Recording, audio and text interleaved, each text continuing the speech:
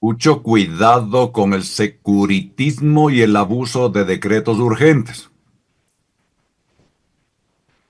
Nadie duda de la necesidad y hasta de urgencia de tomar medidas para combatir el crimen organizado y sobre todo el modo que se inserta en la economía formal e informal, con lo cual se crean espacios y procesos financieros bastante espesos que están desconfigurando la dinámica económica y productiva del Ecuador.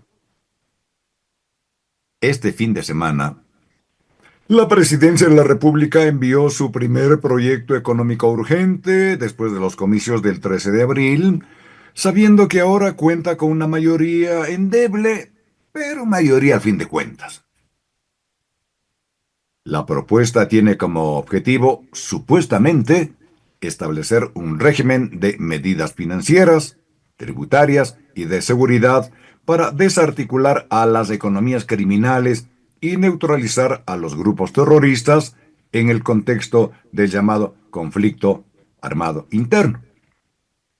Incluso crea un régimen de medidas económicas para que el presidente, mediante decreto, otorgue incentivos tributarios y alivios financieros a zonas focalizadas, pero no se percibe ahí una acción directa e inmediata que al menos neutralice a los grupos criminales. Y ahí está el problema. Hacer todo esto, más lo que hemos visto en los últimos 15 meses, con base en una figura, el conflicto armado interno, que la misma Corte Constitucional ha cuestionado porque no se sustenta y además se abusa de ella en las numerosas declaraciones de estado de excepción. Lo segundo es que bajo la figura de económico urgente, no solo se sugieren medidas financieras, sino que se añaden otras que deberían ser tratadas en otro proyecto de ley, porque apuntan a asuntos reñidos con la normativa mundial de los derechos humanos.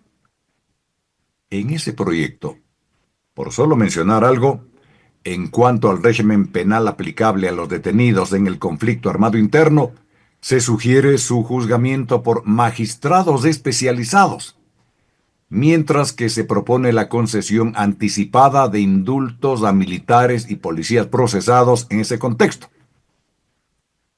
¿No les parece que eso está instaurando una impunidad garantizada? Desde que apareció la noticia de esta iniciativa del presidente, varios analistas de distintas vertientes políticas y jurídicas han expresado su opinión, en su totalidad cuestionando la constitucionalidad y la efectividad de una jurisprudencia de esta naturaleza. Pero estamos seguros de que esas críticas, muchas de ellas muy bien sustentadas, no tendrán cabida en la supuesta nueva mayoría legislativa.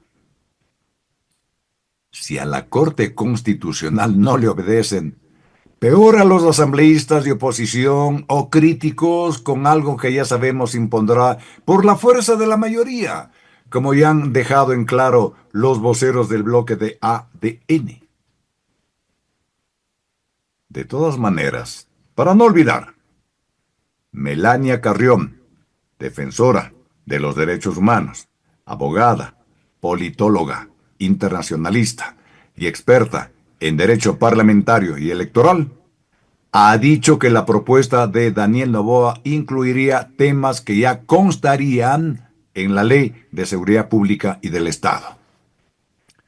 Y por si fuera poco, el proyecto de ley buscaría crear un régimen para la impunidad frente a violaciones de los derechos humanos, hasta con jueces especializados.